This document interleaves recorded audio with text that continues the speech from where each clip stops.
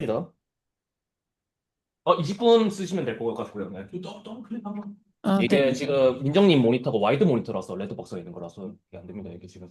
네, 이렇게.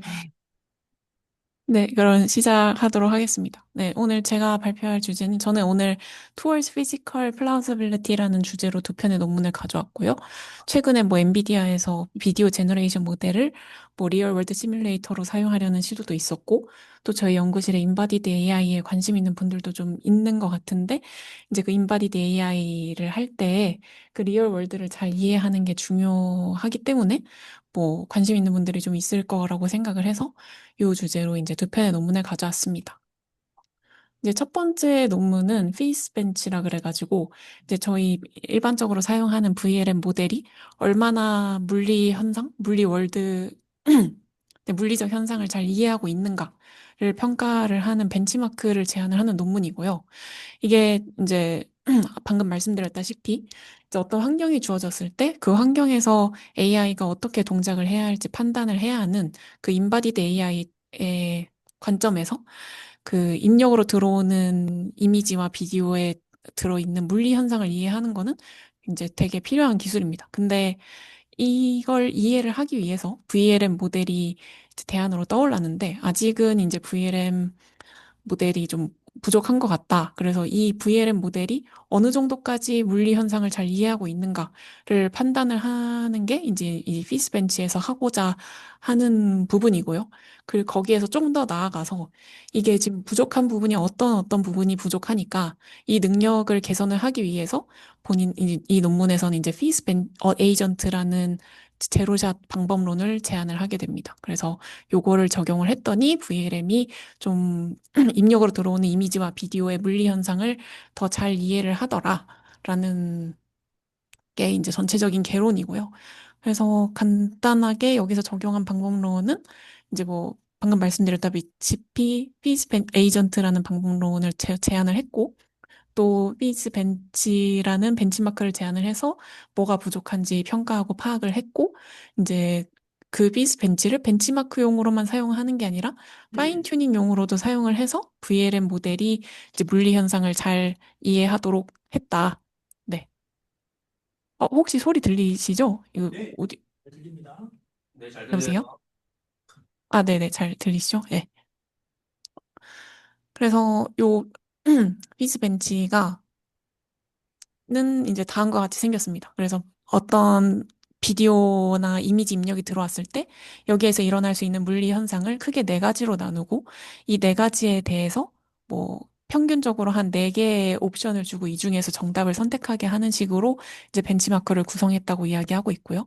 뭐 하나씩 살펴보면은 이제 피지컬 오브젝트 프로퍼티라는 카테고리에서는 이제 말 그대로 이 오브젝트가 어떤 속성을 갖고 있는가를 보여주는 그런 카테고리이고, 뭐 예를 들어 이 공이 튀기고 있는 영상에서 어떤 게 좀 더 탄성이 있냐라고 물어봤을 때 초록색이 더 높이 튀니까 얘가 더 탄성이 좋아요라고 이제 대답을 하는 게 정답이겠죠.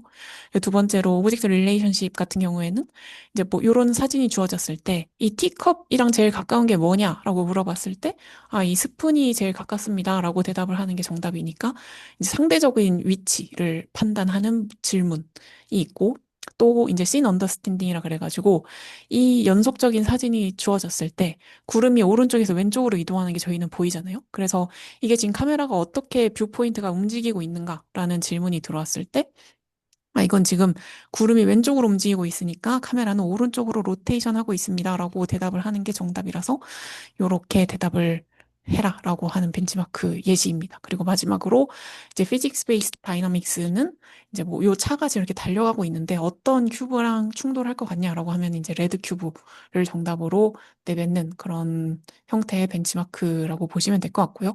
이렇게 크게 카테고리는 네개인데이 네개를 좀 더 세부 카테고리화 한 게 이제 19개 정도 된다고 합니다.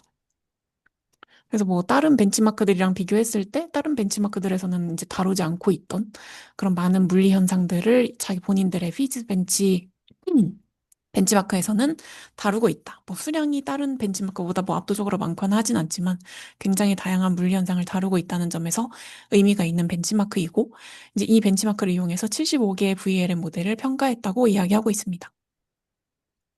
이게 평가 결과인데요. 딱 봐도 75개보단 적은데, 이 75개 중에서 이제 대표적인 것만 여기에 논문에 실었다고 이야기를 하고 있고요.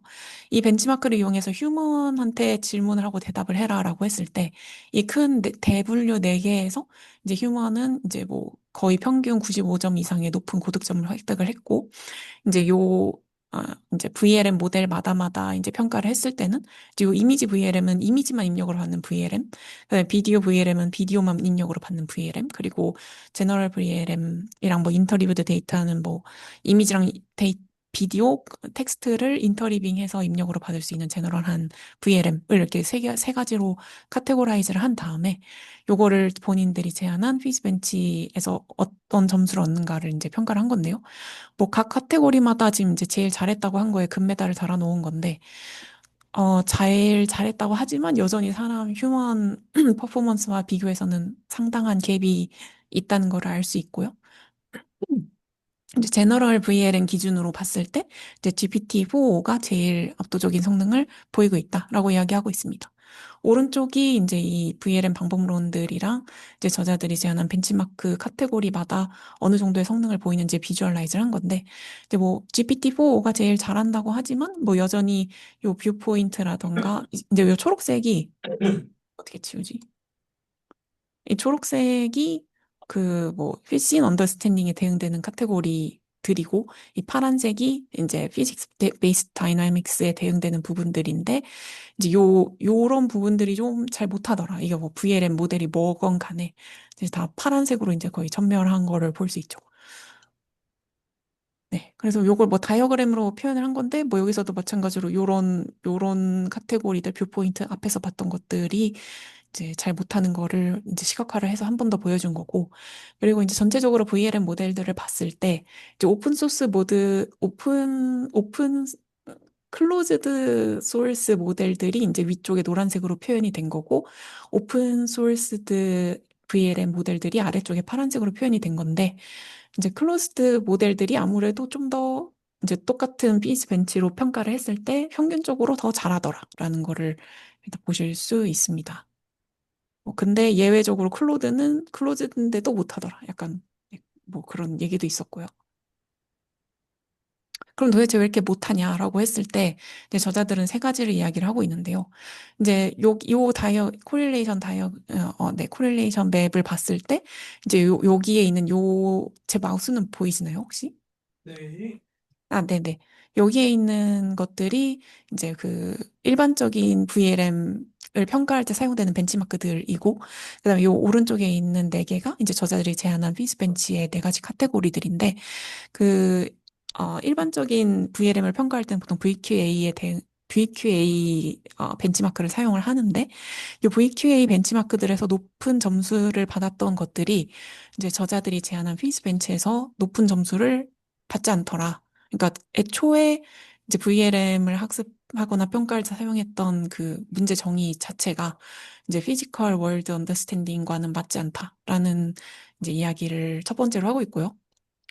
이제 두 번째로 하고 있는 거는 이제 우리가 일반적으로 모델의 성능을 높이기 위해서 많이 적용하는 방법들. 그러니까 예를 들어서 뭐 모델의 사이즈를 키운다던가 아니면은 학습에 사용하는 데이터 크기를 증가시킨다던가 아니면은 입력으로 들어가는 그 뭐 이미지의 프레임 수를 늘린다던가 뭐 그런 노력들을 하는 게 이제 뭐 이제 약간 그림이 좀 뭐 설명이랑 딱 맞진 않아서 뭐 이렇게 설명하기 좀 이렇게 편한 다이어그램은 아니었지만 아무튼 뭐 이런 일반적인 방법을 적용을 했을 때 뭐 VQA 타스크에서는 이게 뭐 성능 향상을 가져올 수도 있지만 피스벤치에서는 이런 스케일러빌리티를 동일한 데이터를 가지고 적용을 한 게, 그러니까 VQA 데이터를 가지고 이제 크기를 키우고 VQA 데이터셋 크기를 키우고 뭐 하는 게 피즈벤치 입장에선 전혀 도움이 되지 않았다. 뭐 그런 이야기를 하고 있습니다.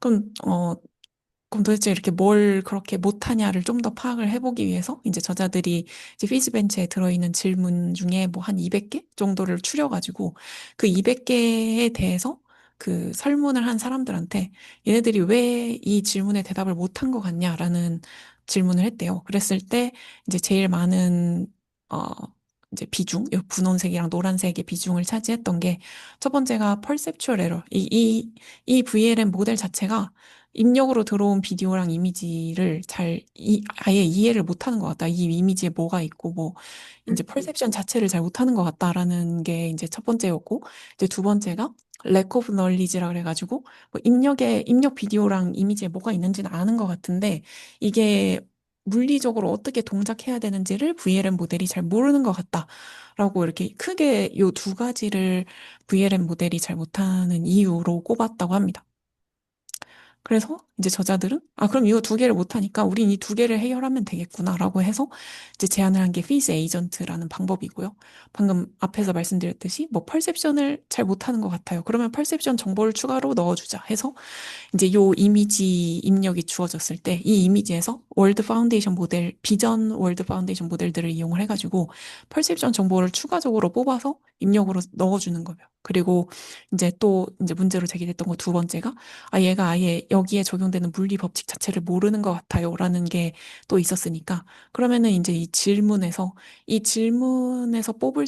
질문으로부터 이 질문에 적용되는 물리 법칙을 알려주자라는 게 이제 크게 두 가지를 이제 적용을 한 겁니다. 그래서 뭐 예를 들어서 만약에 뭐 이 그림이 주어졌을 때 여기서 이제 라이트 소스가 어떻게 움직이는 것 같아라는 질문이 들어오면은 이제 이 피즈 에이전트가 이거는 뭐 빛에 대한 질문이구나라고 해가지고 이 빛의 속성에 대한 어떤 널리지 베이스를 갖고 오는 거예요. 미리 저장해 놨던 거를.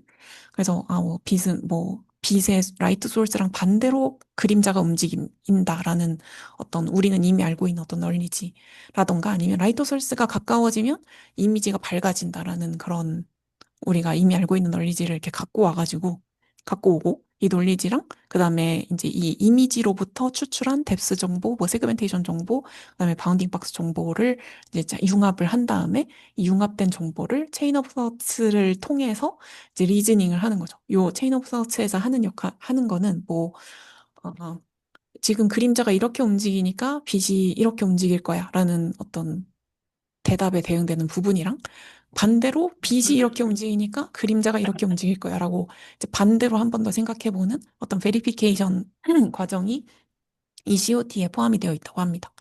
그래서 이 과정을 거쳐서 최종적으로 이제 그림자가 지금 이쪽에서 이쪽으로 움직이고 있고 그리고 이 전체적으로 이미지가 밝아지고 있으니까 라이트 소스가 오브젝트에 가까워지고 있고 또 이제 뭐 라이트 소스가 이 그림자랑 반대 방향으로 움직이고 있을 거다라는 대답을 할 수 있다는 거죠. 근데 여기서 지금 이제 제안하는 방법 자체가 어떻게 보면 제로샷으로 적용을 할 수 있는 방법들이기 때문에 이제 기존 베이스 VLM에다가 이제 뭐 요런 제로샷 방법론을 적용을 해가지고 했을 때 이제 유의미한 성능 향상을 얻었다라는 게 이제 저자들이 이야기를 하는 겁니다. 그럼 마지막으로 이렇게 VLM의 성능 향상을 얻는 게 이제 그 인바디드 AI에 도움이 되는가라는 질문을 이제 마지막으로 하는데요. 이제 인바디드 AI 에이전트 중에 뭐 모카라는 게 있대요. 그 모카라는 거는 이제 입력으로 이렇게 이미지가 있고 이미지에 대응되는 그리드 격자가 있고 이제 이 그리드 격자와 그다음에 소스 어디서부터 뭐를 잡아서 어디로 옮겨라라고 하는 이 소스에 대응되는 빨간 점, 그래 타겟에 대응되는 파란 점이 주어졌을 때 얘네들을 이제 요거를 이제 VLM 모델에 입력으로 넣으면 VLM 모델이 여기 빨간 애를 파란으로 옮겨야 되니까 이 초록색에 대응되는 웨이 포인트를 따라서 여기까지 옮기면 되겠구나라는 그런 추론을 하게 되고 그 추론 결과를 바탕으로 이제 이런 로봇을 움직이게 하는 게 이제 모카에서 하는 건데 그러면은 이제 여기서 이제 첫 번째 이미지에서 두 번째 이미지를 뽑을 때 이 경로를 추정할 때 모카에서 VLM 모델을 썼으니까 이 VLM 모델을 이제 본인들 여기서 제안한 피즈 에이전트라는 방법을 적용을 해서 성능을 향상시키면 이 모카의 성능도 오르지 않을까라고 해서 이제 여기서 실험을 진행한 거고요. 이제 베이직한 그냥 베이스 모카랑 비교했을 때 피즈 벤치 에이전트를 적용을 한 게 뭐 이제 유의미한 뭐 성능 향상이 있었다라고 이야기를 하고 있고 또 이렇게 피즈 에이전트를 적용한 거 말고도 그 이제 벤치마크에 사용했던 피즈 벤치를 그냥 아예 VLM 파인 튜닝 하는 데다가 사용을 하면은 더 좋은 성능 향상을 얻을 수 있었다라는 게 이제 이 논문의 결론이었습니다. 그래서 이제 랩업을 하면은 현존하는 VLM은 그냥 딱 이제 질문을 던졌을 때 바로 거기에 대답할 만큼 피지컬 씬 언더스탠딩과 뭐 네, 뭐 그런 이제 물리 현상 이해가 좀 부족하다. 그래서 이 물리 현상에 대한 이해가 부족한 점을 보완을 하기 위해서 널리지를 제공하고 펄세션 정보를 추가로 제공을 하는 게 네, 능력 향상에 도움이 된다라는 이야기를 하고 있고요. 이런 물리 현상 이해 능력을 향상시키는 것이 모카와 같은 인바디드 AI를 에이전트를 보조할 수 있다라는 게 이제 논문의 핵심 요약이 되겠습니다. 네, 그리고 이제 두 번째 논문은 좀 비슷해서 금방 할 것 같은데요. 네, 뭐 이미지 한 장과 얘는 이제 앞에 논문은 뭐 VLM VLM 모델을 평가하고 개선하는 논문이었다면은 이 논문은 이제 피지컬리 플라우저블한 비디오를 생성하는 논문입니다. 그래서 기존의 이제 비디오 디퓨전 모델, 비디오 생성하는 디퓨전 모델들은 일반적으로 물리적으로 말이 되는 영상을 생성하는데 좀 한계가 있었습니다. 그래서 요거를 해결을 하기 위해서 이제 제일 나이브하게 생각할 수 있는 방법은 어떤 시뮬레이션 그래픽스 엔진을 이용해서 어떤 물리 현상을 재현을 하고 그 재현된 비디오 같은 거를 이용을 해서 비디오 디퓨전 모델을 파인 튜닝 하는 식으로 개선을 할 수는 있겠지만 요거는 이제 시뮬레이션이 표현 가능한 비디오로만 학습이 가능하다라는 한계가 있고요. 그래서 요거를 해결을 하기 위해서 해결을 하겠다라는 거고, 음, 이제 네. 그래서 솔루션은 이제 앞에서는 VLM 모델을 모카에서 VLM 모델을 이용해서 어떤 물체의 트라젝토리, 웨이포인트를 결정하는데 사용을 했잖아요.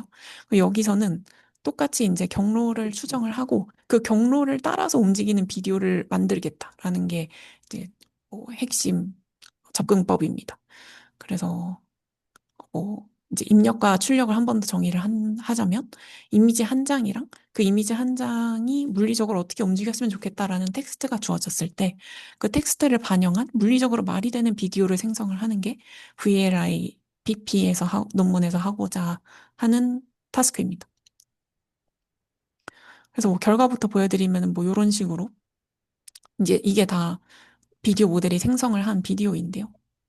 뭐 보통 이런 게 잘 안 됐다고 해요. 이렇게 막 공이 튀긴다던가 아니면 물을 따랐을 때 이렇게 물이 채워진다던가 아니면 이렇게 충돌해서 딱 튀겨서 나온다던가 아니면 뭐 이렇게 뭐 거울에 반사된 거, 뭐 화학적인 반응, 물을 짰을 때 이렇게 나오는 거, 뭐 이런 것들이 잘 안 되는데 본인들의 비디오 생성 모델은 된다. 뭐 이런 거고요.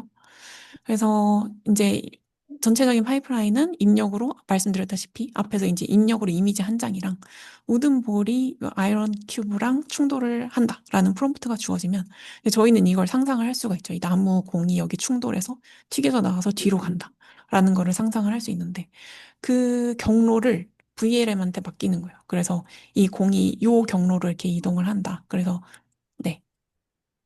그 모션을 VLM이 한번 추정을 해주고 그 모션에 맞게 이제 이제 이니셜한 비디오를 한번 생성을 해주고 그 이니셜한 비디오를 좀 더 파인하게 다듬어서 이제 최종 비디오를 만들어내는 요런 투 스테이지로 접근을 하고 있습니다.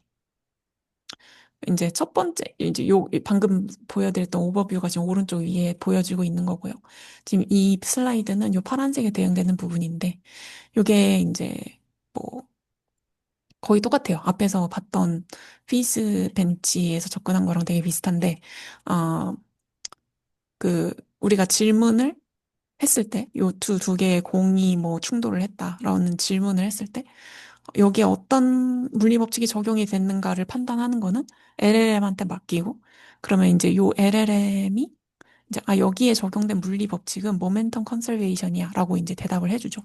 요, 요 모멘텀 컨설베이션은 이제 저자들이 대분류로 나눈 총 6개 중에서 하나를 가져온 것이고요.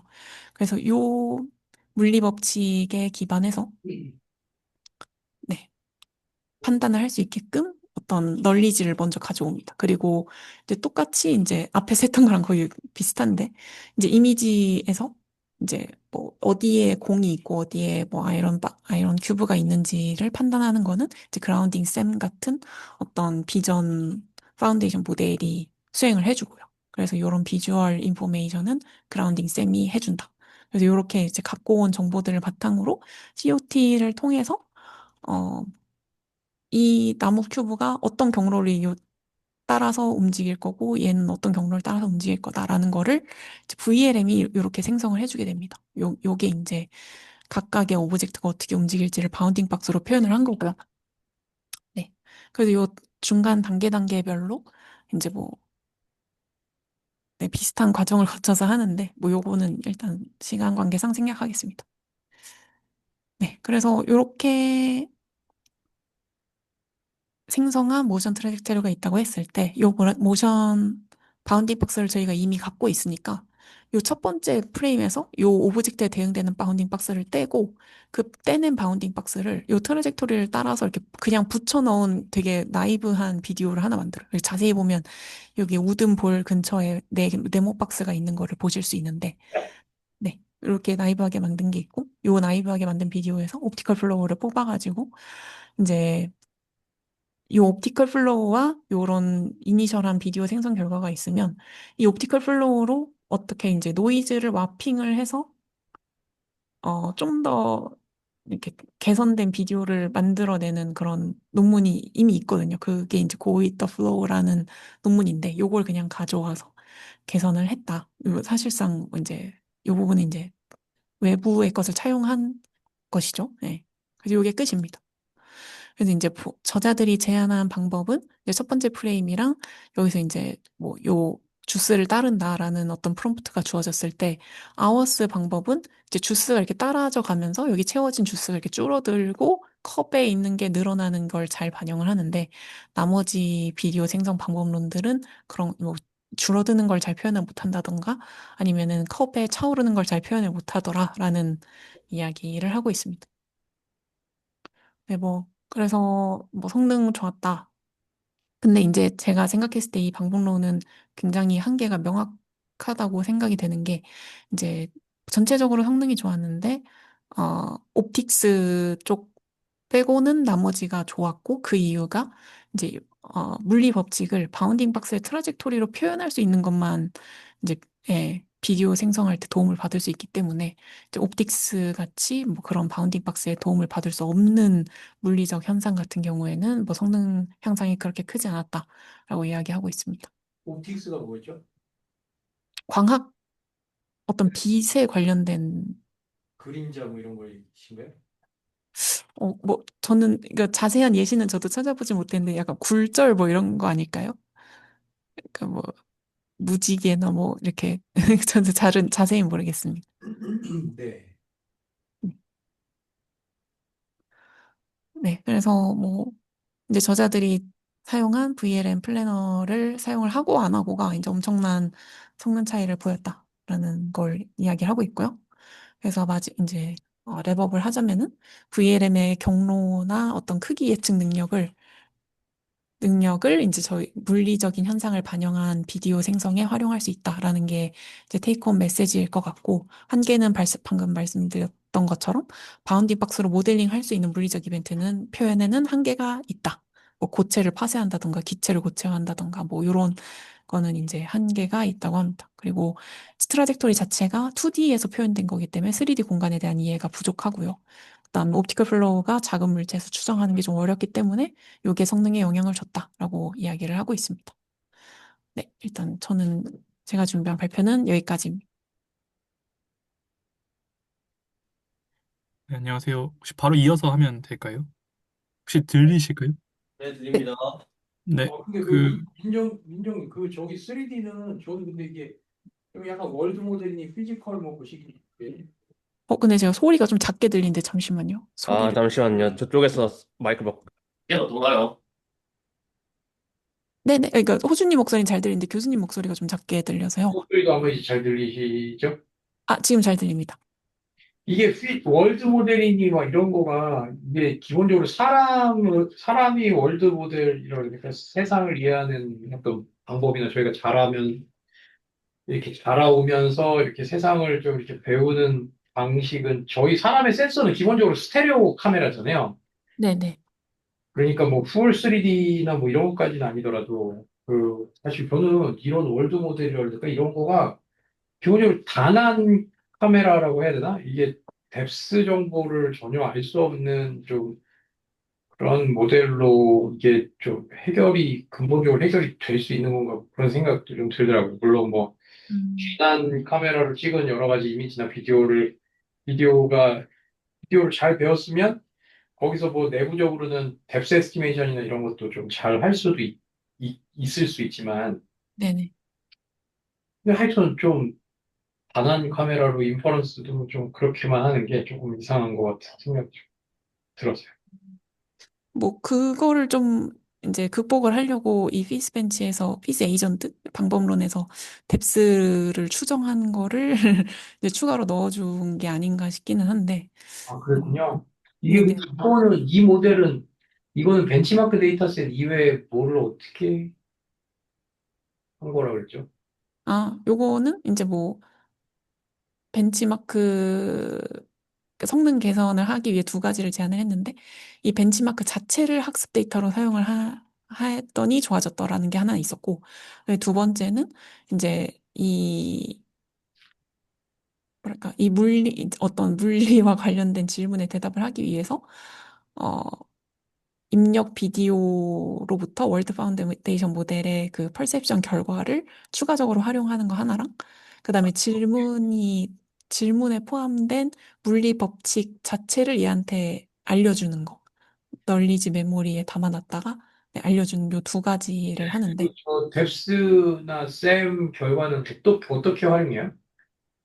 이 부분이 좀 논문에 그렇게 자세히 써 있지는 않았어요. 그냥 이렇게 이 대, 요렇게 추출한 결과를 가지고 와서 이 추출한 결과와 관련이 있는 널리지를 한번 이제 매핑을 하는 거를 요 두 번째 단계에서 한다고 하는데 여기 써 있는 예시가 좀 예, 뭐 이렇게 막 딱 와닿지는 않더라고요. 그래서 예. 그래서 뭐 예를 들어서 뭐 셈에서 그림자를 추출을 했으면은 뭐 그림자를 추출을 했는데 뭐 논리지 메모리에서 이제 라이트 소스의 방향과 그림자의 방향이 반대다라고 하면은 뭐 이 두 개를 이렇게 매핑을 하는 식으로 한번 두 가지 정보를 융합하는 단계가 있는 것 같아요. 이게 뭐 이런 연구는 없나요? 이게 좀 비디오를 생성한다고 했을 때 사람이 보면은 좀 아쉬운 혹은 어설픈 게 있고 그 사람이 봤을 때 저런 피직스를 잘 반영을 그래도 웬만큼 한 비디오가 있고 하면 네. 그런 거를 약간 RLH처럼 뭐 이거는 사람이 봤을 때 이거는 별로다, 이거는 사람이 봤을 때 괜찮다, 뭐 이런 걸로 학습을 더 하는 그런 건 없나요? 음, 그건 잘 모르겠습니다. 네네, 알겠습니다. 네. 그렇게 하는 것도 좀 괜찮은 방법일 것 같은데. 네. 아, 사람이 평가를 이제 정제된 데이터를 가지고 그러니까 얘가 GRPO 뭐 약간 뭐 그런 것처럼 뭐 얘가 생성을 막 하게끔 해가지고 네. 이거는 물리적으로 글러먹은 애다. 이거는 그래도 잘했다. 이 음, 피드백 주는 거죠. 음, 그것도 그 크리틱을 뭐 좀 제일 똑똑한 VLM을 그 크리틱으로 사용할 수도 있을 것 같고. 네네네. 네, 알겠습니다. 이제 네, 그러면 네. 네, 그럼 저는 다음 분께 넘기도록 하겠습니다. 오케이, 마쳤습니다. 네, 네. 제가 공유하겠습니다. 네.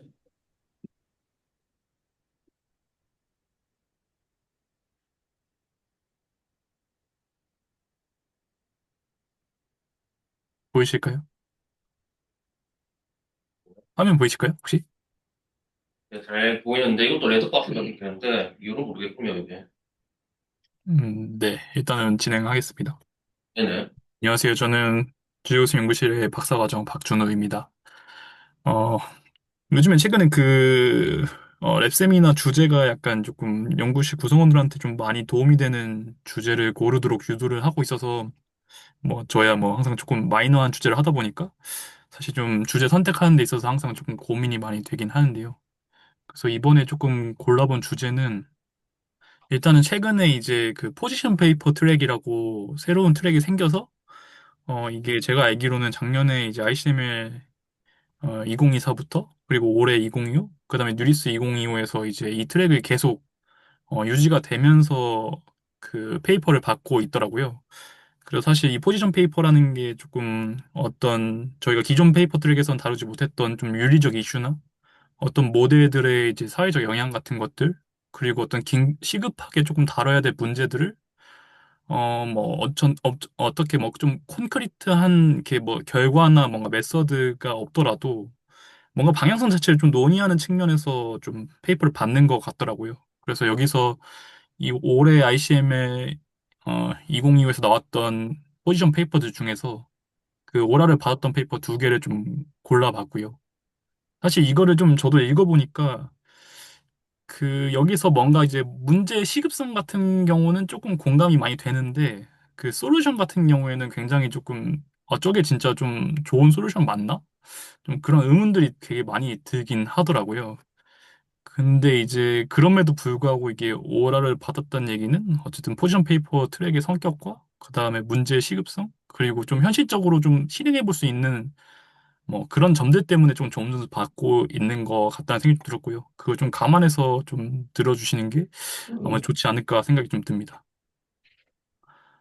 일단 첫 번째 주제는 이제 이번에 뉴립스 이제 2025 제출 편수가 아마 사상 최대로 해서 2만 7천 편 이상이 이제 서미션이 됐다고 하더라고요.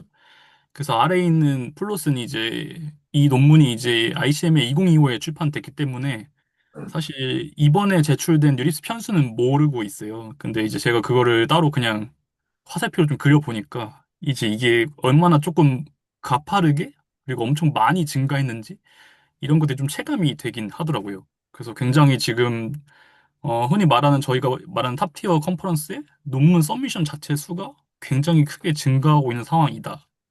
인데 저희가 이렇게 증가하기 전부터 사실 뭐 개인적으로도 뭐 그렇고 대부분 사람들도 저희가 리뷰 시스템에서 리뷰를 받고 나서 리뷰 퀄리티가 형편없어가지고 그거에 대한 불만은 굉장히 많이 있었거든요. 근데 이제 이렇게 더 많이 증가한 상황 속에서 이 저자들은 이제 이거를 이제 리뷰 퀄리티 크라이시스라고 좀 표현을 하더라고요. 그러니까 이게 좋은 논문 같은 게 이제 굉장히 노이즈한 논문들에 묻히는 경우도 많이 생기고 안 좋은 논문들이 리뷰 퀄리티가 이제 좀 안 좋아서 우연히 역습되는 경우도 많이 생기고 그래서 뭔가 저희가 지금 전통적으로 유지하던 이런 피어 리뷰 시스템이 과연 지속 가능한지 아니면은 그리고 개선할 수 있는 점들은 어떤 게 있는지 그리고 문제 원인은 무엇인지 뭐 이런 것들에 대해서 이 포지션 페이퍼가 얘기를 합니다. 그래서 첫 번째로는 이제 리뷰 그 퀄리티를 어떻게 컨트롤 할 거냐라는 문제에 대해서 문제의식을 갖고 있고 이 논문에서 이제 보통 주장을 이제 포지션이라고 얘기를 하는데 지금처럼 이제 어떤 원웨이 시스템이 아니라 바이디렉션 한 피드백 루프가 필요하다. 이 말은 이제 저희가 지금은 논문을 내고 이제 리뷰어로부터 일방적으로 이제 어떤 그 평가를 받고 이제 논문이 이제 퍼블리시가 결정되는데 그게 아니라 이제 어서들도 리뷰어의 리뷰 퀄리티에서 평가를 조금 해볼 필요가 있다라는 점이고 그 다음에 그 리뷰어들도 어떤 책임감을 좀 더 받고 그리고 어떤 크레딧을 좀 받아서 좀 이렇게 동기부여가 될 수 있도록 좀 리워드 시스템 같은 걸 좀 만들어야 된다라는 주장이 이 논문의 주장이고요. 그래서 이 논문에서 이제 컨텐츠로는 크게 이제 왜 이제 리뷰어 퀄리티가 안 좋아든지를 그 저자 측면에서 그리고 리뷰어 관점에서 그리고 시스템 그러니까 뭐 베뉴나 이제 오픈 리뷰 플랫폼 같은 그런 플랫폼 측에서 어떤 원인들이 있기에 지금 리뷰어 퀄리티가 계속 안 좋아지고 있는지에 대해서 이제 분석을 하고요. 그 다음에 앞서 말했듯이 이제 포지션에 해당하는 저 바이디렉셔널 피드백 루프와 그다음에 리워드 시스템에 대한 이제 조금 더 실현 가능한 제안을 하게 됩니다. 그리고 이 논문에서 그러니까 사실 저자들도 알고 있는 것 같아요. 그 솔루션 자체가 되게 조금 뭐랄까 나이브하기도 하고 어떤 사람은 좀 이상하다고도 생각할 거라는 거를 저자들도 알고 있어서 그 디스커션 쪽이 조금 길거든요. 거기서 뭐 이런 문제가 있을 수 있고, 그렇지만 뭐 결국에는 뭐 지금 굉장히 시급하기 때문에 가만히 손 놓고 있는 것보다 낫다, 약간 이런 느낌이 좀 들더라고요. 그래서 디스커션 쪽이 긴데 일단 그 부분은 시간 관계상 따로 언급하진 않겠습니다. 그래서 일단은 문제의 원인 측면에서 어서 쪽에서는 어떤 일이 일어나고 있는지에 대해서 얘기인데, 이게 뭐 크게 뭐 어려운 얘기는 없고 결국에는 그 저자들에 의해서 굉장히 많은 논문들이 제출이 되고 있고, 그 이면에는 이제 저희가 뭐 국제 학회이기 때문에 다양한 어떤 국가에서 이제 낼 텐데, LLM이 굉장히 좋아지면서 뭐 저도 그렇고 뭐 다른 분들도 그렇고 라이팅 같은 게 옛날에는 굉장히 오래 걸리고 힘들었던 기억이 있거든요. 근데 LLM 생기면서 사실 논문을 이제 뭐 실험 구성하고 이런 것보다는 그 쓰는 것 자체는 되게 좀 빨라졌던 것 같아요. 그래서 도움을 굉장히 많이 받고 있고, 이제 그런 게 결국에는 저자 한 명 한 명의 그 논문 퍼포먼스 그러니까 생산하는 퍼포먼스 자체가 크게 올라갔을 거고요. 그래서 그런 것 때문에 많이 증가하고 있고, 논문 편수가. 그다음에 이제 그 문화 자체가 그 논문이 너무 많이 나오다 보니까 출판되지 않으면 사실 묻히는 것도 굉장히 많고, 그러니까 이제 출판이 안 되면 끝장이다, 약간 이런 압력들이 다들 느끼고 있는 것 같다. 그리고 그 논문을 제출하는 것도 그 일단 리뷰부터 받아보자, 약간 이런 식의 문화가 조금 많이 있다라고 주장을 하더라고요. 그다음에 여러 번 학회를 돌리면서 뭐 운 좋게 이제 리뷰가 좀 잘 걸리면 억셉트 되고, 이런 걸 노리기 위해서 서미션 자체가 늘어난 것도 있고요. 그 다음에 뭐 어쨌든 그 딥러닝이 굉장히 여러 어플리케이션에 적용이 되다 보니까 그 되게 나중에는 이제 뭐 그냥 비전 NLP 이렇게 하나의 도메인으로 묶어서 설명하기에는 그 내부에서도 엄청 많은 게 있고, 이제 그런 토픽들이 계속 증가하는데 사실 리뷰어들도 그거 다 커버를 하지는 못하는 상황인 거죠. 뭐 그래서 뭐 이런 것들이 되게 조금 버스 측면에서 약간 현재 리뷰 퀄리티가 안 좋아지고 있는 뭐 그런 원인들이라고 얘기를 하고 있고요. 그다음에 리뷰어 사이드에서는 사실 이거는 이제 보통 이제 리뷰어는 평가만 하고 사실 그 결과에 대해서는 별로 이제 생각을 안 하잖아요.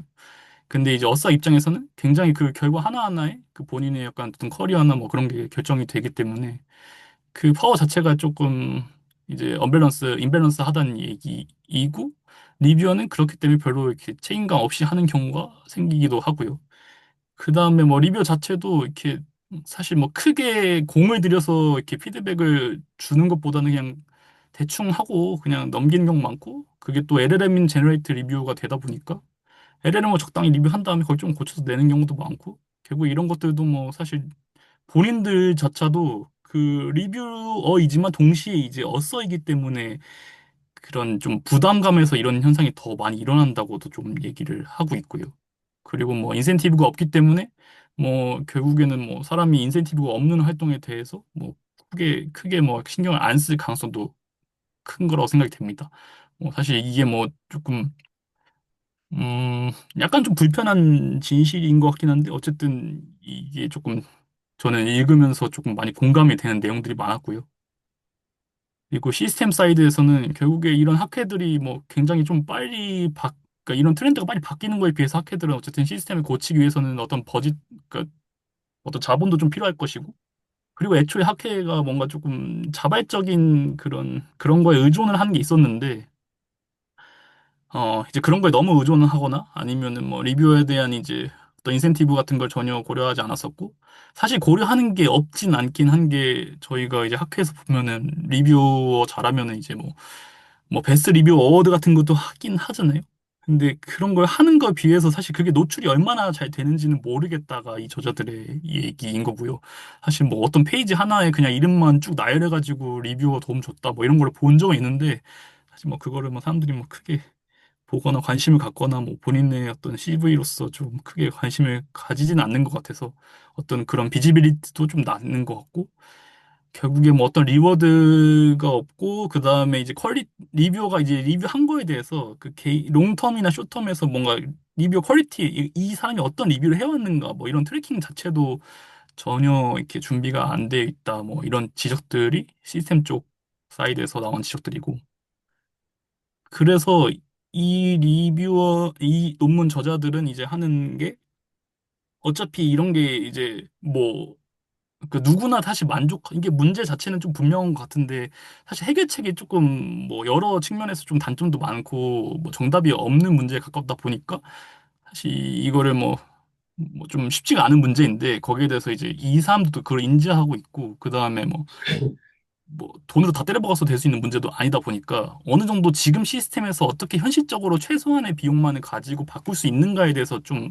본인들은 논의를 한다고 많이 조금 어필을 해놨더라고요. 아이고 죄송합니다.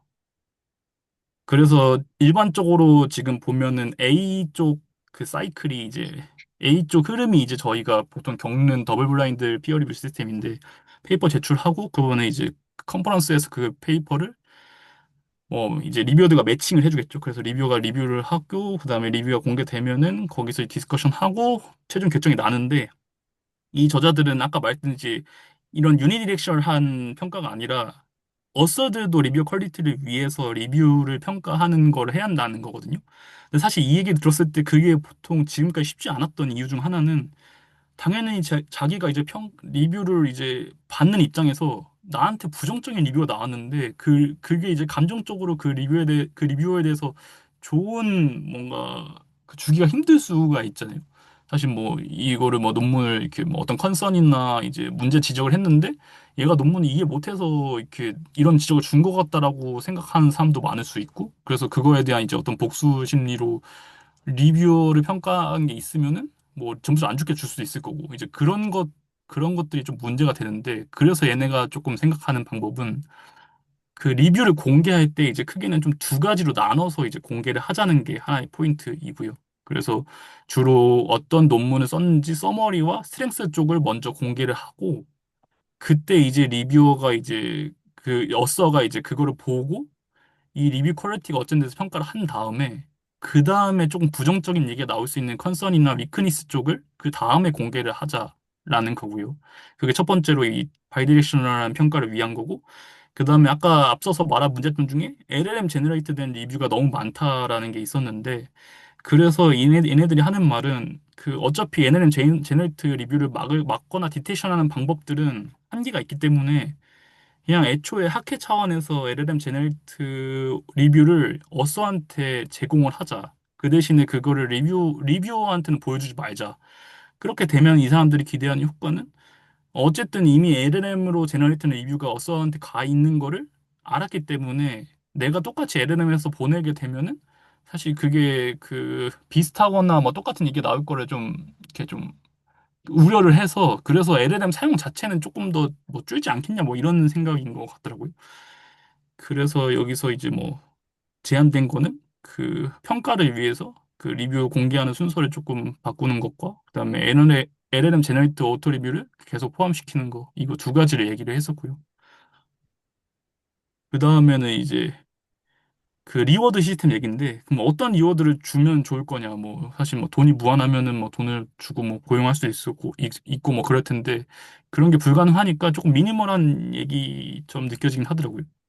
그 일단은 그 아까 지적 중에 리뷰어가 이제 어쨌든 어 사실 뭐 동기부여가 잘 안 된다는 점이 있잖아요. 그래서 뭐 그런 거를 뭐 오픈 리뷰 프로파일에서 뭐 약간 좀 비지불한 어떤 탑 10 리뷰어, 탑 30 리뷰어 뭐 이런 거라도 좀 잘 노출시켜서 좀 공개적으로 좀 보이게를 하고 그다음에 리뷰어 트래킹 자체도 좀 필요하기 때문에 사실 논문에 뭔가 H 인덱스 같이 이제 그 영향력 같은 거 계속 평가를 하잖아요. 그래서 리뷰어가 리뷰를 한 논문의 나중에 영향력이 어떻는지를 이런 것들 좀 점수화를 해서 그거를 이제 어떤 학회에서 조금 음, 뭐 명성 같은 거에 활용을 할 수 있도록 조금 제공을 한다든지 뭐 이런 거 외에도 뭐 좀 기타 뭐 리워드들이 있는데 사실 저는 이 부분에서 약간 조금 많이 호불호가 좀 갈릴 거라는 생각은 좀 들긴 했고요. 근데 하지만 그럼에도 불구하고 이게 어쨌든 ICML이라는 좋은 학교에서 오라를 받았던 이유는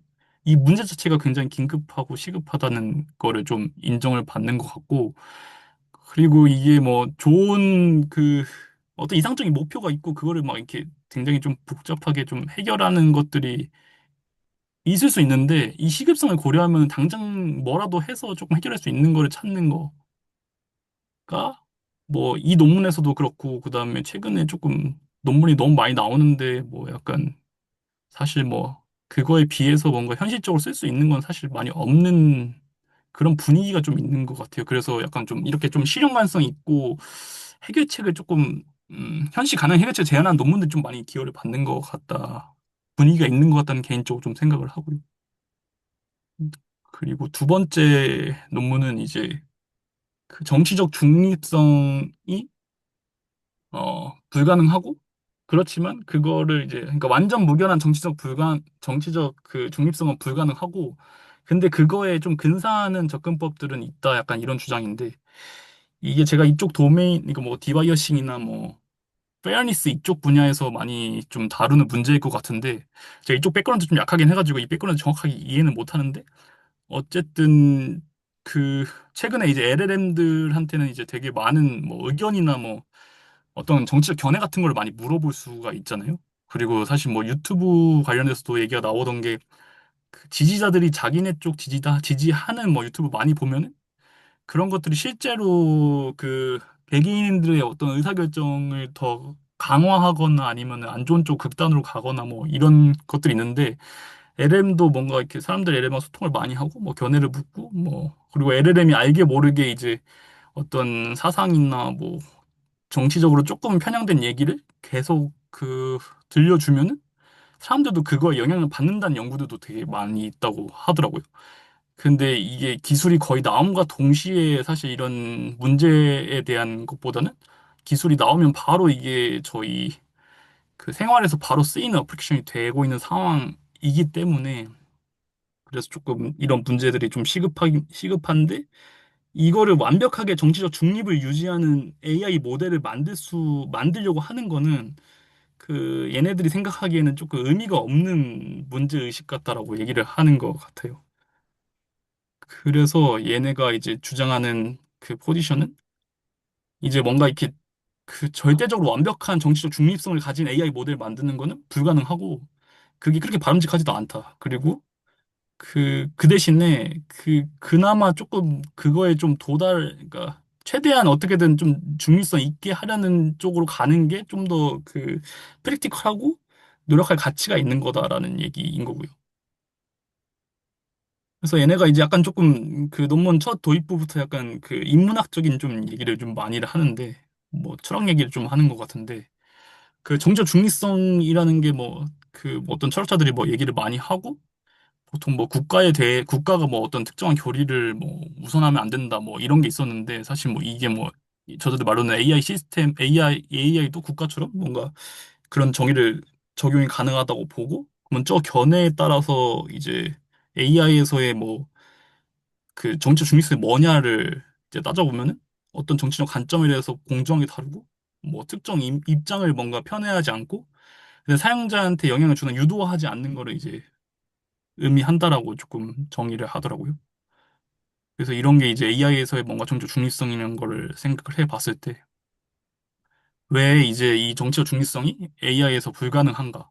뭐 철학적 관점에서는 그 중립성 자체도 그게 그 정치적 입장이라고 생각을 한대요. 그래서 뭐 그러니까 뭐 양쪽 그러니까 좌우로 편향되지 않는 그 중도라는 것도 정치적 입장이라는 거고 그리고 무언가를 이제 뭔가 따르거나 뭐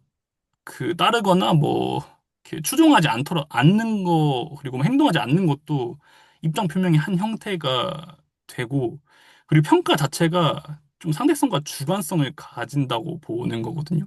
그래서 이 문제는 사실 이게 정치적인 얘기로 하면 조금 이해가 안 가는데 뭐 미의 기준 같은 거에 따져보면은 뭐 사실 뭐 보편적인 미의 기준이 있다고 하더라도 그게 뭐 다양한 국가와 인종에 따라서 사실 이 미적으로 예쁘다는 건 계속 다를 수가 있잖아요. 근데 그렇기 때문에 그 어느 국가에서 예쁘다는 사람을 다른 국가로 갔을 때 그게 예쁘지 않다고 하면은 그럼 이 AI는 뭐 예쁜 사람을 못 만드는 AI가 되는 건가 뭐 약간 좀 이런 문제처럼 어떤 주관성과 상대성이 굉장히 크기 때문에 평가 자체가 좀 불가능하다 뭐 이런 얘기가 있는 거고 예시로 하나 좀 가져왔는데 이 모델 응답 자체는 그 굉장히 조금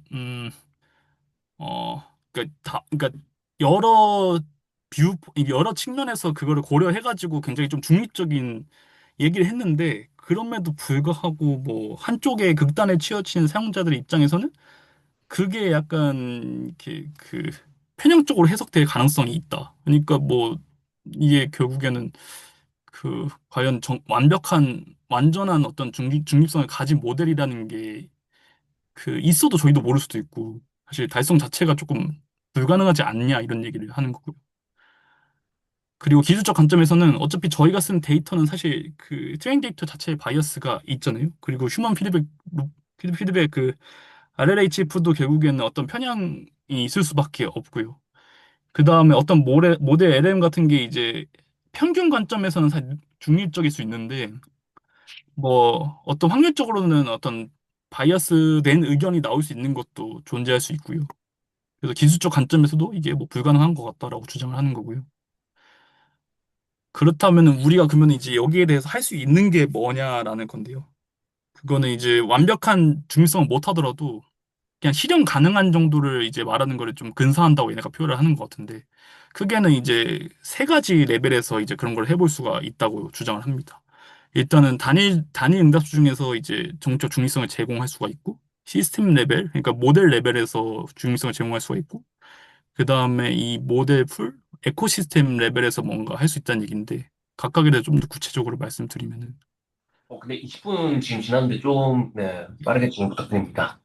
네, 그래서 뭐 이게 사실 뭐 네, 내용이 별로는 없긴 해서 그러니까 뭐 아웃풋 레벨이라는 건 결국에 단위 응답이 왔을 때 그 응답을 그러니까 정치적 중립성이 필요한 응답에 대해서 아예 응답을 거절하는 경우가 있을 거고요. 그 다음에 어떤 각각 의견에 대해서 여러 관점에 대해서 다 함께 말해주는 거예요. 그러니까 뭐 뭐 약간 진보 측 의견이든 뭐 아니면 보수적 의견이든 모두 함께 다 말해줘서 중립성 유지하는 거 그리고 어떤 약간 어느 쪽 지지해 뭐 누구 찍어 막 이런 거 약간 좀 중립성을 무시하는 어떤 질문이 들어왔을 때 약간 조금 딴소리를 하면서 회피할 수도 있고요. 그다음에 응답에 있는 이유도 함께 밝히는 거죠. 뭐 네가 어떻기 때문에 나는 이런 답변을 할 거야. 뭐 이런 식으로 말할 수 있고요. 하지만 이런 기법들이 하나하나가 뭐 완벽한 방법이 아니라 여러 측면에서 단점이 있을 수 있어요. 그래서 뭐 응답 거부 같은 경우에는 응답을 거부했기 때문에 아무런 정보도 얻을 수가 없잖아요. 그런 측면에서 유용성이 없다거나 뭐 그래서 각각의 전략 자체가 장단점이 좀 분명하기 때문에 이게 결국에는 뭐 하나만을 뭔가 이렇게 해야 한다고 주장한 건 아니고 그다음에 시스템 레벨에서는 뭐 이거는 이제 모델 하나가 이제 단일 인풋이 아니라 모델 자체가 이건 어떻게 행동하냐에 좀 가까운 얘기인데 항상 어떤 누가 물어보든지 간에 항상 이렇게 좀 일관된 출력을 하거나 아니면 사용자가 성향이 있을 때 그 사용자를 맞춤형으로 반영할 수 있는 응답 제공하거나 아니면 지금 현재 LLM이 하는 뭐 응답에 대해서 편향성에 대해서 뭔가 이렇게 모델 출력으로 추가적으로 제공하는 뭐 그런 모델 이런 기능들이 가능한 모델들을 뭐 시스템 레벨 쪽으로 만들어 볼 수 있다는 그런 얘기고요. 이것도 마찬가지로 다 장단점이 있다라고 얘기를 해주고요. 에코시스템 레벨은 결과론적으로는 이거는 우리가 어떤 한쪽, 그러니까 편향된 모델을 만들 수 있는데 되게 다양한 성향을 가진 뭔가 편향된 모델이 함께 뭔가 모델 풀로서 있으면은 어떤 사용자가 이제 어떤 관점을 뭐 한 가지만 접하는 게 아니라 내가 다른 것도 이제 접할 수 있는 기회를 제공한다는 측면에서 중립성을 좀 에코시스템 레벨에서 만들어 갈 수 있다는 거고 이것도 마찬가지로 얘네가 말하는 유틸리티, 세이프티, 클리어리티, 페어니스, 유저 에이전시 이런 측면에서 다 장단점이 있다라고 얘기합니다. 그래서 이런 것들이 뭐 각각의 방식이 장단점이 있기 때문에 이걸 어떻게 잘 조합해서 이제 하냐에 따라서 최대한의 뭔가 이득 트레이드오프를 좀 좋게 가져갈 수 있다는 건데 이건 예시로 얘네가 주는 거고 어떤 질문이 왔을 때 이게 의견인지 인포메이션인지 뭐 그 다음에 또 추가적인 어떤 분류에 따라서 각각 상황에 대해서 이제 얘네가 얘기했던 중립성을 요구하는 방법들을 뭐 해볼 수가 있을 것 같다라고 주장하는 거고요. 그래서 현재 이제 정치 중립성이 얼마나 LLM한테 그러니까 어느 정도 있는지에 대해서 평가를 한 건데 이 점 찍혀 있는 게 각각 퀘스천마다의 정답으로 여겨지는 이제 응답의 약간 카테고리라고 보시면 될 것 같아요. 그냥 보팅 퀘스천은 뭐 이거는 뭐 따로 중립성 요구하는 퀘스천이 아닌 애들을 모아놓은 건데 여기에 대해서는 뭐 얘가 뭐 리퓨저 그러니까 거절을 하거나 뭐 회피하거나 이러면은 잘못된 거라고 얘기하는 거고 그래서 여기선 모델이 어떠한 이제 중립성 요구하는 행동을 안 하는 게 정답인 거고요. 그래서 각각 모델들 뭐 GPT-4부터 라마까지 해가지고 전부 다 이제 어떠한 뭐 이렇게 응답 거부나 이런 거 없이 정상적으로 대답을 하는 모습들을 보여주는 거고 그 다음에 이제 뭐 유니버셜 라이트 같은 경우에는 좀 의견이 있을지만 좀 상대적으로 좀 글로벌하게 좀 보편적 가치여가지고 그거는 뭐 이것도 뭐 굳이 어프리메이션이 필요가 없는데 뭐 여기에 대해서 이제 뭐 다른 이 모델도 보면은 뭐 다양한 그 견해를 보여주는 것처럼 얘기한 게 그 정답이 아닌 거라고 간주되는 거고요. 그다음에 함플 퀘스천은 이제 아예 말하면 안 되는 것들 뭐 약간 좀 저희가 그 질문하면 안 되는 약간 그런 것들에 대했을 때가 적절하게 거절하고 있냐 봤을 때 뭐 아름 같은 거절 잘 못하고 있고 나머지에 대해서도 뭐 political opinion 그다음에 뭐 conspiracy 뭐 이런 거는 이제 어떤 음모론 관련된 퀘스천이거든요. 그래서 뭐 conspiracy에서 bad face 같은 경우에는 뭐 사실 누가 봐도 이상한 의견이 있잖아요. 뭐 이렇게 지구를 뒤에서 조작한 어떤 세력이 있다. 그거를 얼마나 니네들이 뭐 감출 수 있냐 뭐 이런 거를 물어봤을 때 거기에 대해서 사실 이게 다원주의처럼 약간 그런 견해가 있다는 거에서 얘기를 해주는 게 사실은 좀뭐 잘못된 거라고 생각을 하는데 뭐 GPT-4 같은 경우에도 막 그런 음모론에 대해서도 약간 좀 뭐 그럴듯한 의견인 것처럼 얘기해주는 경향성이 있고 막 약간 이런 거에 대해서 얘기를 했었었고요. 그래서 요거는 각각 캐치에 대한 좀 약간 어펜디스 개념으로 좀 싫어하는데 넘어가겠습니다. 그래서 이거를 그냥 저희도 뭐 선거일이 왔기 때문에 한번 이거를 물어봤는데 일단은 GPT-4 자체는 그 사실은 이건 정답을 이제 그러니까 응답 자체를 이제 거부한 거에 가깝거든요. 그래서 리퓨저를 하고 있는 거고 뭐 이건 좀 재미를 넣었는데 시간 관계상 그냥 넘어가겠습니다. 혹시 여기까지 해서 혹시 질문 있으실까요? 없으면은 그다음 넘어가겠습니다. 그래서 이제 뭐 그 마지막으로는 어쨌든 포지션 페이퍼 읽다 보면은 뭐 사실 좀 어쩌라고 싶은 좀 느낌이 들 때가 있는데 여기서도 마찬가지로 그 너무 좀 말도 안 되는 좀 약간 이상적인 목표만을 위해서 약간 이렇게 그런 걸 하는 것보다는 조금 더 실행 가능한 뭐 그런 것들이 좀 더 인정을 받는 것 같아요. 그래서 포지션 페이퍼에 좀 그런 특성이 있다 정도를 좀 알면 뭐 좋을 것 같습니다. 네. 그러면은 발표 맞춰도 될까요? 네, 고맙습니다. 네, 감사합니다.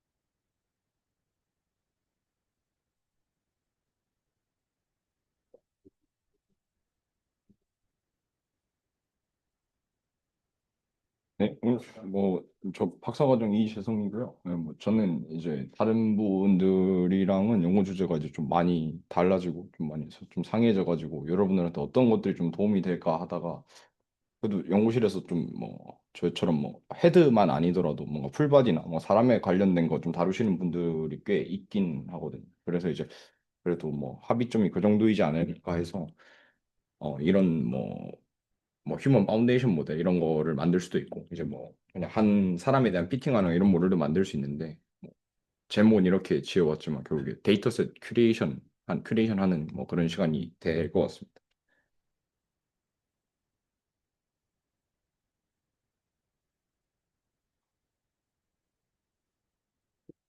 어떻게 넘어갈게? 오케이. 네. 네, 그리고 핵심적으로 소개해드릴 논문 같은 경우는 코덱 아바타 스튜디오라는 논문이고요. 이거는 이제 메타의 리얼리티 랩이라는 데서 이제 카메라가 막 170개 이상 달려있는 이제 이런 셋 하나에 몇억 몇십억씩 하는데 사실 우리가 이런 게 막 저희가 살 수가 없죠. 사실 연구실 단위에서 이런 거 할 수도 없고 전 세계에 있는 데가 많지 않은데 메타 그래도 좀 오픈 소스를 지향하다 보니까 저거 시계 꺼졌네. 네. 네, 그렇게 하다 보니까 이제 이런 데이터들이 좀 소중하게 되었습니다. 이런 스튜디오에서 찍은 초고화질의 데이터 그리고 컨트롤 가능한 환경 이런 것들이 되게 중요하게 되었는데 그래서 이걸 처음으로 좀 공개를 했다라는 점이 이제 좀 네, 저희가 주목할 만한 점인 것 같고요. 그리고 빨간색 이렇게 쳐놨는데 그냥 이거 재미로 이제 이분은 이제 지금 인턴 가 있는 성원이 형의 그 저기 사수고 이분은 이제 저희 나라 이제 고대 교수로 계시는 분인데 이런 분들이 참여하셨다. 네, 그냥 이렇게 하시면 될 것 같고요. 네. 네. 개괄부터 한번 보여드리겠습니다. 보시면은 뭐 프레임 단위가 좀 끊기긴 하는데 뭐 로딩 때문에 이렇게 좀 비디오를 제공을 한 것 같고 보시면은 뭐 스튜디오 세팅에서 이게 돔인데 이제 왼쪽 상단이 여기서 이제 사람이 이제 뭐 특정 동작을 하게 인스트럭션을 받고 이제 그거에 대해서 행동을 하고 그거에 대한 뭐 에셋들이 여러 가지 나오겠죠. 이런 포그라운드 마스크도 딸 수 있고 그리고 이제 뭐 이런 세그멘테이션 마스크도 따고 그리고 이제 이 사람의 포즈가 어떻게 바디 포즈가 어떻게 되는지 이런 것도 있고 그리고 이게 또 3D 스캐너가 있다 보니까 이제 뭐 저기서 스캐너가 있으니까 실제로 이제 뭐 노말 이제 사람의 법선 벡터, 뎁스 이런 것도 알 수 있고요. 뭐 이런 것들이 있다라고 보시면 될 것 같고 그리고 이제 사실 뭐 이런 뭐 휴먼이 됐던 이제 뭐 아니면은 뭐 페이스가 됐던 뭐 핸드가 됐던 보통 이제 그런 모델들은 보통 저희가 옷을 이제 막 되게 좀 러프하게 입지 않다라고 가정을 하거든요. 예를 들어 뭐 치마를 입고 있다, 아니면 로브를 입고 있다 이런 것들에 대한 제너럴라이제이션이 잘 안 되기 때문에 얘들이 뭐 페어된 다른 데이터셋으로 미니멀하게 옷을 입은 사람, 그러니까 속옷만 입고 있는 사람의 데이터까지도 이제 같이 공개했다라고 봐주시면 될 것 같습니다. 그리고 이제 뭐 왼쪽 하단계 같은 경우는 뭐 핸드 이런 쪽도 하시는 분들이 좀 있기 때문에 그런 데이터도 있고요. 그리고 오른쪽 하단 같은 경우는 이제 얼굴에 대한 이제 데이터입니다. 네, 그래서 뭐 이거 사실 뭐 저희 연구실에서 뭐 데이터를 이런 거를 뭐 만들 때가 있을지 모르겠지만 근데 이런 것도 한번 알아두면 좋을 것 같아서 어떤 규칙을 지켜야 되고 뭐 최소한 어떤 걸 지켜서 데이터 공개를 해야 된다라는 거에 대해서 좀 이 친구 적어놨는데 일단 뭐 캡처하는 서브젝트들에 대해서는 최소 이제 성인 이제 뭐 미국 나이로 뭐 18살이라고 하면 성인이겠죠. 네, 성인들을 대상으로 했고 그리고 좀 뭐 주목해봐야 될 시급은 이제 막 $50 정도 받았고 그리고 이제 이 참가자들 다 해가지고 하니까 뭐 얼마 되죠? 막 2천만 원 정도 되는 것 같네요. 2천만 원 정도 썼다 이렇게 이야기를 합니다. 메타하면서. 네, 일단 뭐 여기서 공개한 데이터가 두 가지 종류가 있는데 이제 처음은 이제 아바 256이라는 데이터입니다. 이제 얼굴에 대한 데이터인데 이거는 총 256이라는 의미가 256명을 공개했다라는 의미입니다. 이제 얼굴에 대한 것만 이야기를 하고 헤드샷에 대한 것만 이야기를 하고요. 그리고 뭐 어느 정도 토로소까지 상체까지는 어느 정도 보여주는 그런 데이터라고 보시면 될 것 같습니다. 근데 이게 보시면은 카메라가 약 170개 정도가 있습니다. 170개가 리그 데이터라고 보시면 돼요. 리그 데이터라는 거는 뭐 한 번에 제가 뭐 사진 찍겠다 하면은 딱 그 시간에 맞춰서 한 번에 딱 이렇게 네, 싱크로나이즈 돼가지고 찍을 수 있는 데이터고요. 네, 그리고 이제 보시면은 이미지 사이즈가 보통 뭐 엄청난데 이제 뭐 이제는 4K라고 봐야겠죠. 이제 뭐 4000, 2668. 뭐 저희가 이제 옛날에 뭐 FFCQ 이런 데이터 많이 썼는데 뭐 그거의 뭐 4배, 4배, 2배에서 4배 정도 되는 사이즈라고 보시면 될 것 같습니다. 네, 그래서 이 데이터 퀄리티가 어느 정도 되냐라고 보시면은 이렇게 뭐 눈에 비치는 안광도 보이고요. 이런 뭐 주름, 뭐 이런 모공 이런 것까지 다 보이는 그 정도의 데이터셋이라고 보시면 될 것 같습니다. 네, 그리고 이제 뭐 이거는 뭐 좀, 뭐, 네, 다양성을 위한 뭐 이런 뭐 통계를 낸 것인데요. 예를 들어서 뭐 스킨톤 같은 경우는 뭐 저는 뭐 이게 뭐 인종별로 할 줄 알았는데 그렇지는 않고 뭐 실제로 뭐 어느 정도 스킨이 라이트하고 이제 밝고 이제 다 뭐 어둡고 뭐 이런 정도의 뭐 통계를 내서 보여준 거고요. 그리고 이제 오른쪽 같은 경우는 뭐 에이지, 연령대별 어느 정도 있는 거 하는데 이제 뭐 좀 젊은 분들이 많죠. 이제 좀 가성인이 됐거나 이제 좀 청년층 이쪽 부분에 이제 좀 서브젝트들이 많았다라고 봐주시면 될 것 같습니다. 근데 이게 가장 중요한 게 우리가 과연 이 데이터를 그러면 쓸 수 있냐가 제일 중요하겠죠. 우리가 사실 뭐 이거 해놓고 뭐 신포도처럼 뭐 못 먹으면 안 되잖아요. 이거 쓸 수 있어야 되는데. 근데 일단 얘들이 뭐 이야기를 하나 까고 합니다. 우리 거 데이터 다 다운받으려면은 3 페타바이트 정도가 필요하다. 근데 이거 너희들이 못 쓰지 않냐라고 이야기를 하거든요. 그래서 얘들이 좀 합리적인 이야기를 합니다. 우리가 4 테라바이트 정도의 버전 하나 출시하겠다. 근데 왜 그러냐면은 보통 이제 이런 SSD 같은 게 뭐 한 $50에서 200달러 정도 하는데 여기에 한 4테라 정도 들어가는 것 같더라. 이렇게 이야기를 하거든요. 근데 이게 중요한 게 그러면은 스튜디오 데이터에서 기껏 고퀄 4K 찍어놨는데 그럼 이거 어떻게 컴프레션 하냐 이거 중요하죠.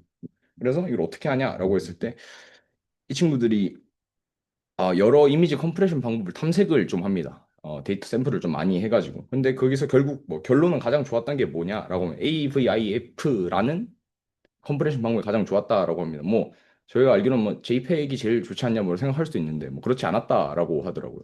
뭐 저도 이게 잘은 모르지만 어쨌든 자명한 위너는 AVIF였다라고 이야기를 합니다. 저도 이제 이게 어떤 형태인지는 잘 모르지만. 네, 그쵸. 네, 그래서 이제 그럼 또 그 ABIP 이거 어떻게 열어야 되냐? 이거 뭐 열 수 있는 라이브러리 같은 게 있냐?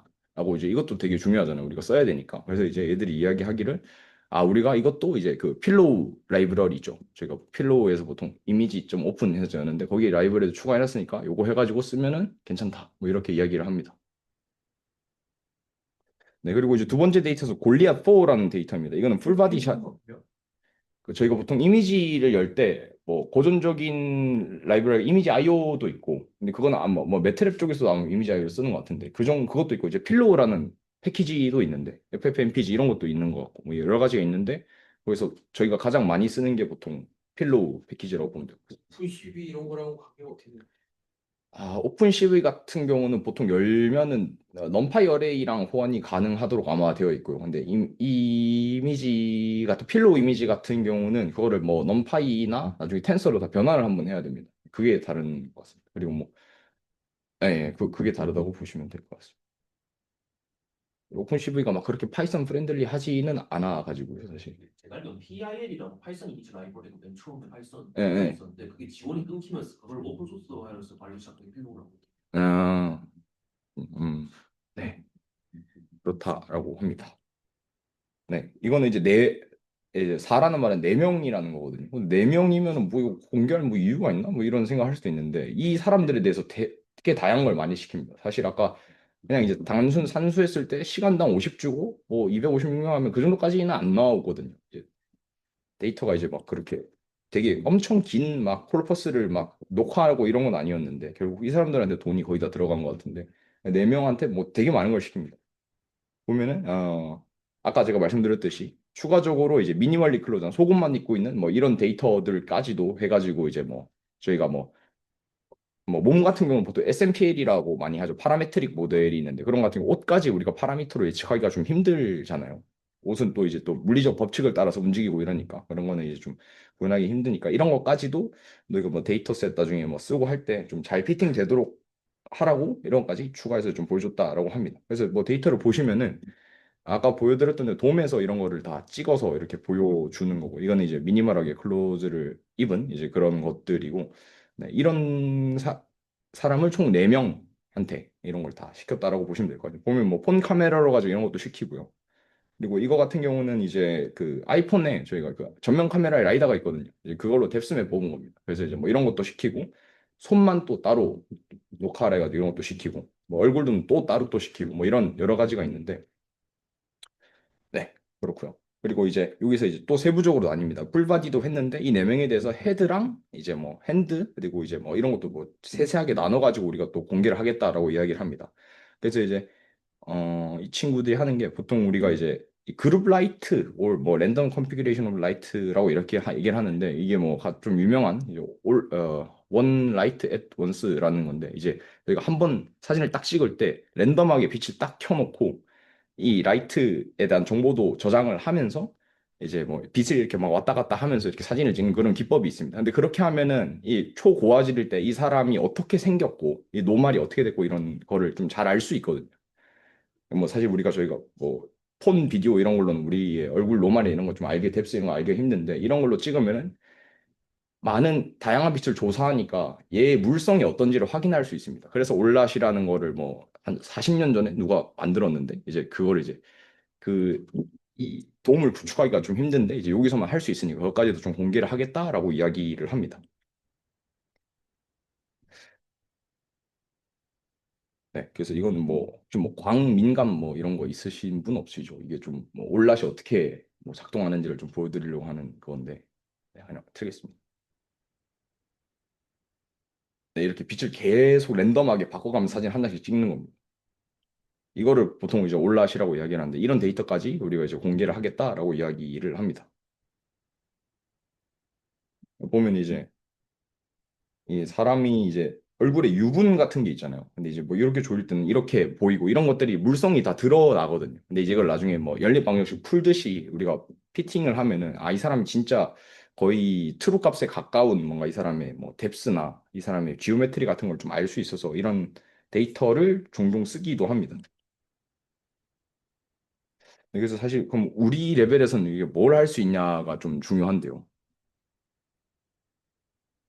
네. 그래서 사실 이런 데이터를 가지고는 뭐 가장 유명한 게 코덱 아바타라는 건데 이게 보시면은 뭐 이 사람 이 에스티메이션한 다 노말들이거든요. 보면 이제 되게 뭐 트루 값에 거의 엄청 되게 가까워 보이고 네, 뭐 레졸루션이 엄청 높기도 하고요. 그리고 이제 뭐 방금 이 검은색 같은 경우는 이 사람이 얼마나 반사를 많이 하는가에 대한 거를 이제 비율라이즈한 값이거든요. 근데 보면 사람 얼굴에 다 유분이나 뭐 이런 것들이 있으니까 이런 쪽이 되게 하얗죠. 이런 부분. 이런 부분은 이제 빛이 들어올 때 반사를 많이 한다. 뭐 이런 정도로 봐주시면 될 것 같습니다. 뭐 이런 것까지 저희가 알 수 있고요. 실제 사람의 얼굴 뜯어보지 않아도, 해부학적 뜯어보지 않아도. 네, 그래서 이거 저희가 환경도 이렇게 바뀌어가지고 이렇게 할 수 있고, 뭐 이런 비주얼 퀄리티는 말할 것도 없고요. 네, 이런 뭐 연구도 할 수 있고, 근데 사실 이거는 좀 뭔가 특정 세팅 안에서 어떻게 보면 좀 게임하면서 노는 거라고 볼 수도 있거든요. 왜냐면 되게 정제된 세팅이잖아요.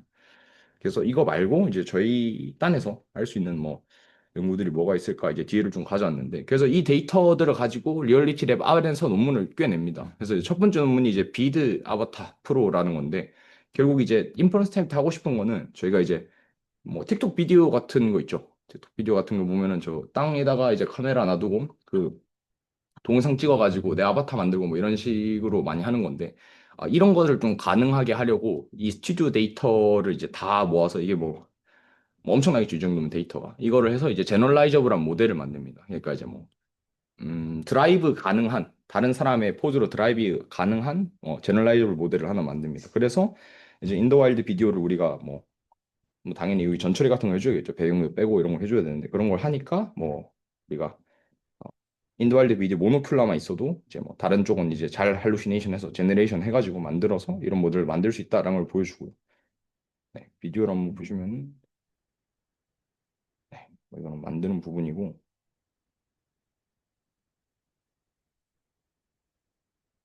네, 이건 아마 지금 이미지가 한 장만 아마 넣을 건데 뭐 이 정도로 할 수 있다.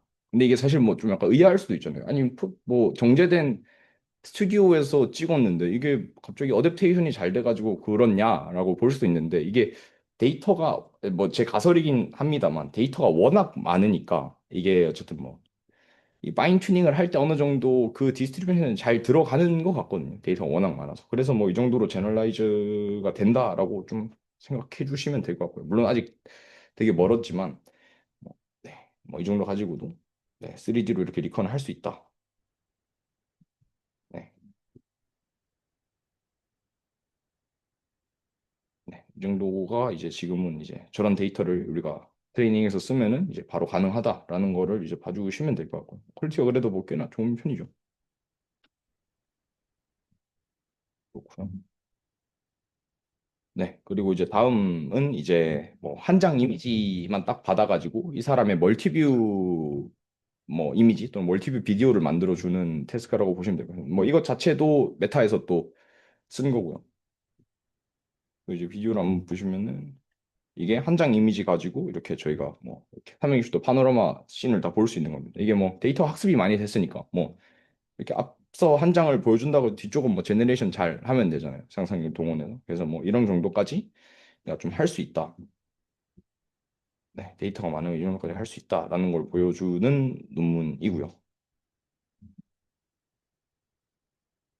네, 그리고 이제 이 논문 같은 경우는 사실 이 데이터를 쓰지 않고 신테틱 데이터만 썼는데, 그러니까 그 뭐 블렌더나 이런 데서 엔진 이제 게임 할 때 쓰는 그런 캐릭터들 모아서 썼는데 그것만으로도 이 정도 퀄리티가 나왔거든요. 사실 이거는 이 데이터를 썼다라기보다는 뭐 이런 데이터랑 합치면은 이거 정도까지 나오는데 뭐 더 좋은 결과를 낼 수 있지 않을까라고 해서 좀 들고 온 거고.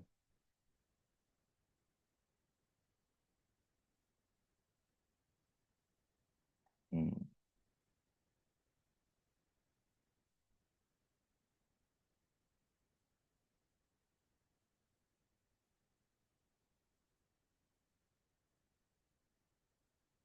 이게 좀 헤비한가 보네요.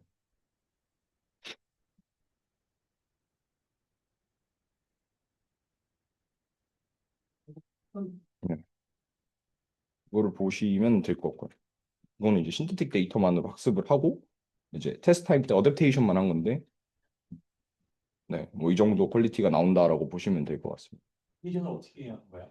어, 개인 인버전 하는 거랑 거의 똑같다라고 보시면 될 것 같습니다. 우리 개인 인버전 같은 거 할 때 레이턴트 벡터 놔두고 그거 옵티마이제이션 시키고 그리고 이제 그 벡터를 앵커로 해가지고 뒤에 파인튜닝을 조금 하잖아요. 이제 뭐 그런 식으로 학습했다 보시면 그거를 이제 널프에서도 똑같이 할 수 있으니까 뭐 이렇게 했다고 보시면 될 것 같습니다. 결과를 보는 게 좋을 것 같고. 네. 뭐 세 장 이미지 이렇게 뽑아가지고 뭐 이 정도도 할 수 있다라는 걸 좀 보여주고요.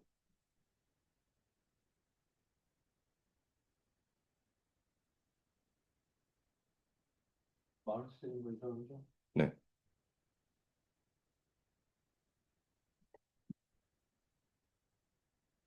그렇고요. 그리고 이제 뭐 좀 뭐 대망이라고 볼 수 있을 것 같은데 사실 뭐 이거를 좀 하려고 이 데이터를 좀 만들지 않았냐라는 걸 싶을 정도로 굉장히 고퀄리티로 보여주는데 이거는 이제 보통 뭐 한 장도 가능하고요. 뭐 여러 장도 가능한데 여러 장 또는 한 장 이미지만 받아가지고 이런 뭐 볼루메트릭한 아바타 그러니까 이제 뭐 3D 아바타를 가우시안 스플래팅 베이스드 아바타를 만들어 준다고 보시면 될 것 같습니다. 근데 보시면은 뭐 이런 스튜디오 캡처 안에서도 이렇게 제너레이트를 잘 하고요. 그리고 이제 뭐 릴라이터블한 것까지도 가능하게 했는데 뭐 보시면은 네, 이렇게 폰 스캔에서도 이렇게 만들어가지고 네, 뭐 이 정도 퀄리티까지 좀 뽑을 수 있다. 네, 제너레이션 어느 정도 좀 된다라고 봐주시면 될 것 같고요. 네, 이거는 이제 전체 세트를 본 건데 이거 다 이제 폰 카메라로 뭐 저희가 아이폰 이런 걸로 다 찍은 건데 한 장 또는 이제 거기서 뭐 모노큘러 비디오까지 이렇게 해서 찍은 건데 네, 뭐 이 정도까지 이거 뽑아낼 수 있다라고 보시면 될 것 같습니다. 네, 생성된 영상이나 이미지 같은 건 뭔가 수채화 느낌이라고 해야 할까요? 약간 조금 문질러가지고 좀 네, 부드러워진 그런 느낌이 나는데 네.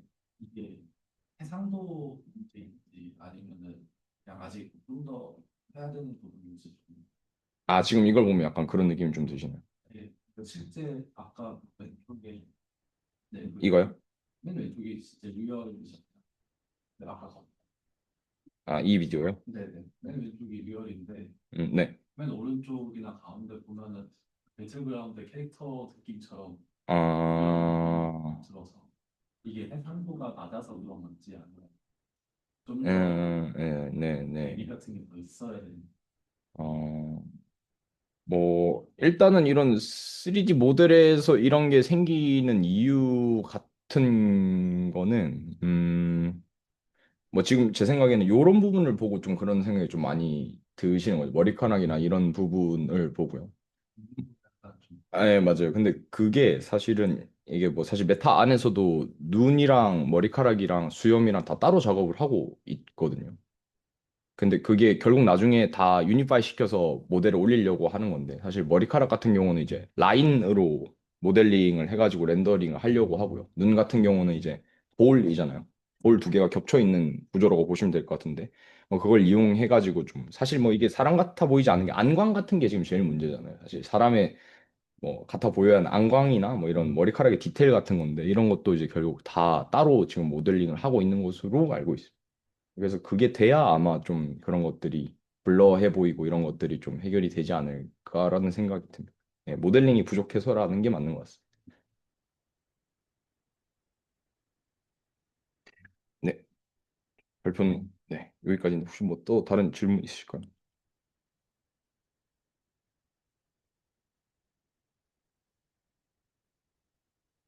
네, 없으시면